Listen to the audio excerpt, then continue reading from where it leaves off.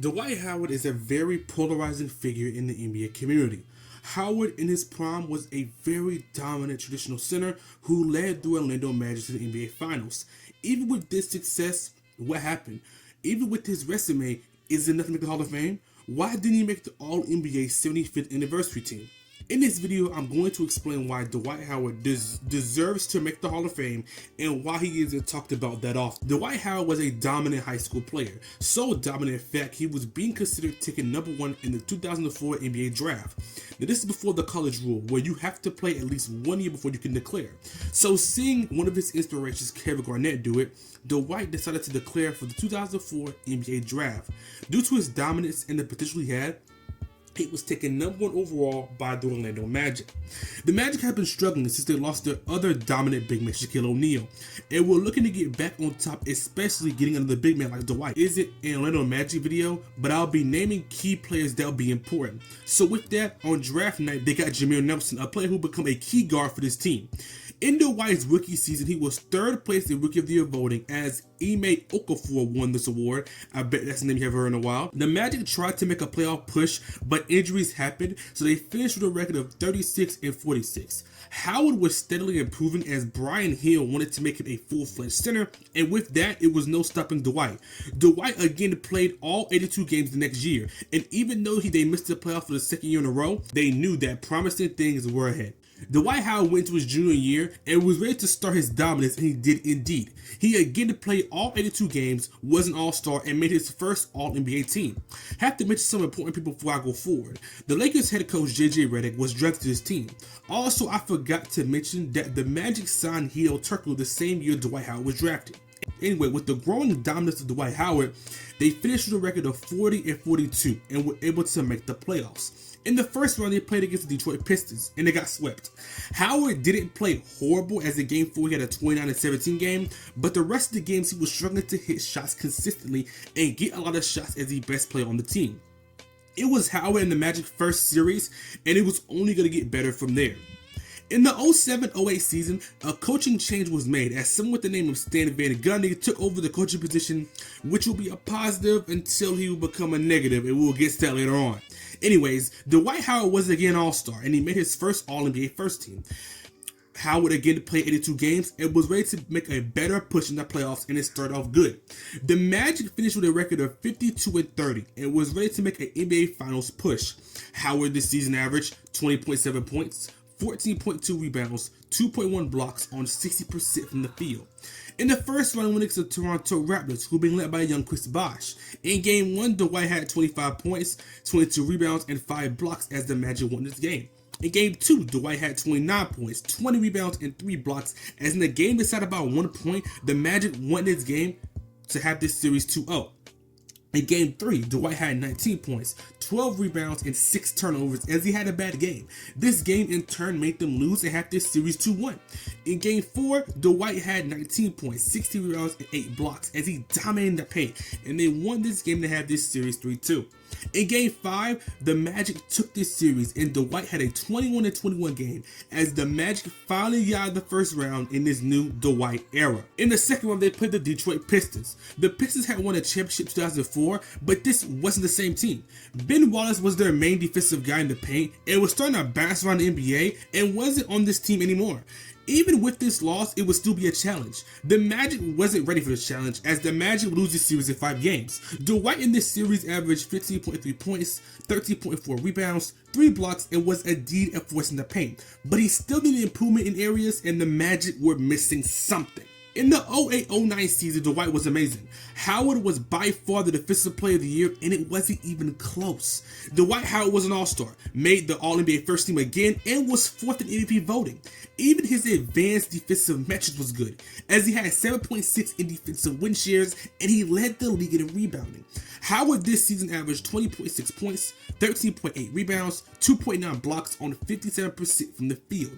The Magic finished a record of 59-23 and had one team in their path that they would face later on. In the first round, they played against the Philadelphia 76ers, who they beat in 6 games. Howard in this series averaged 24 points, 15.8 rebounds, 2.8 blocks, as he dominated the 76ers and moved on to the second round. In the second round, they played one of their major challenges, the Boston Celtics. The Celtics were coming off an NBA championship the previous year, and many were expecting a rematch between the Lakers and the Celtics. But Kevin Garnett, who I think is the most important piece on this team, was injured, and that gave the Magic an advantage.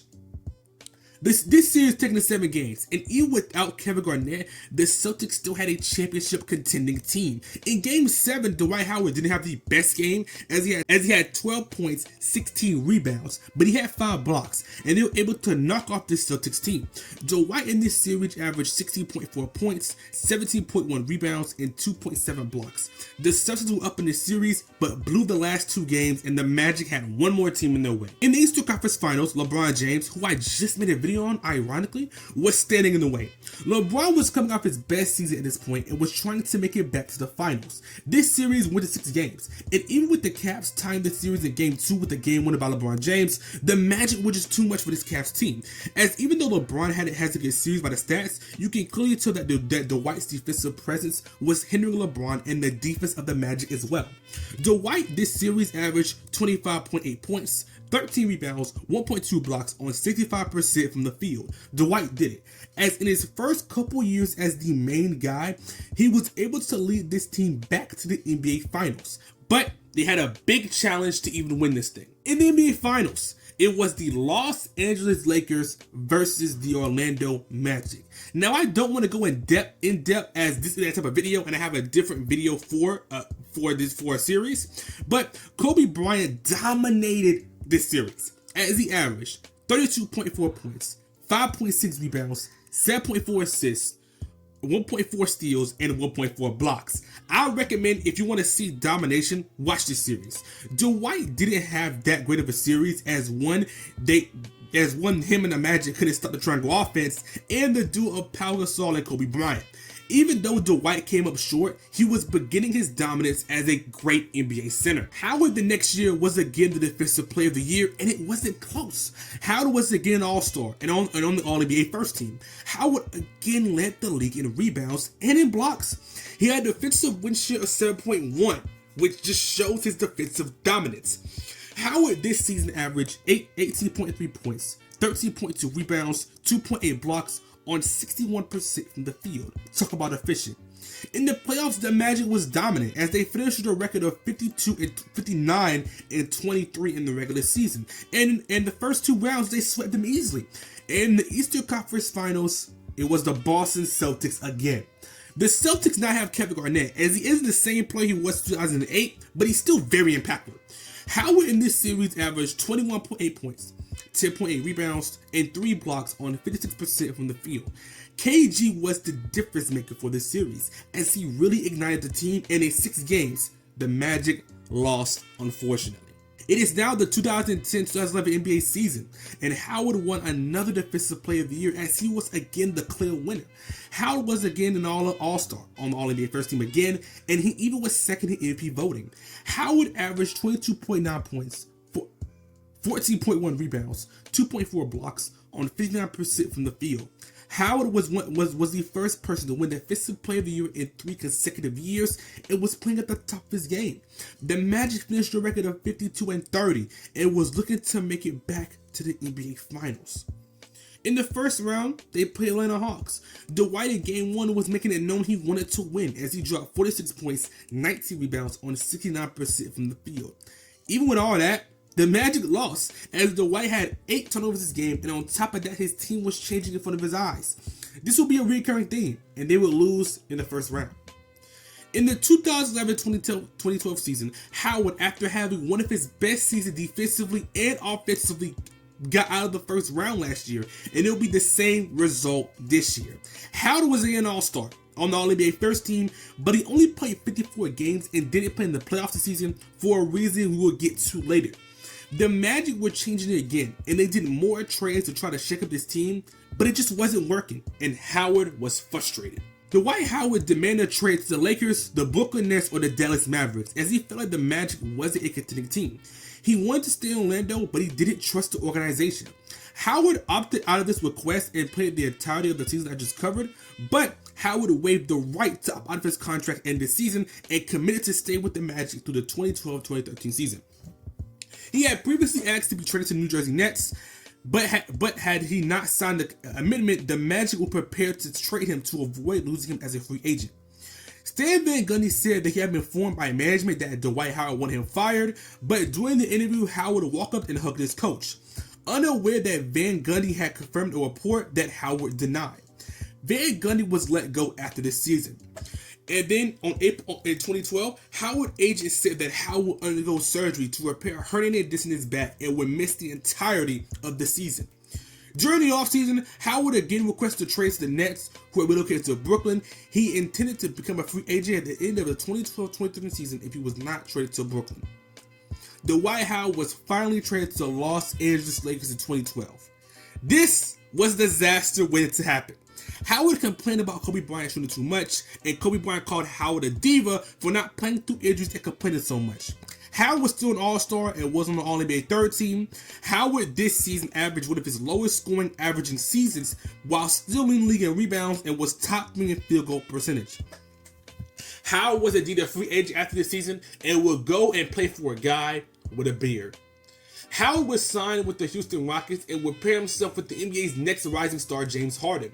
Howard would play here for 3 years. Howard in his first year was an all-star and on the All-NBA second team, but after this year he would begin to regress.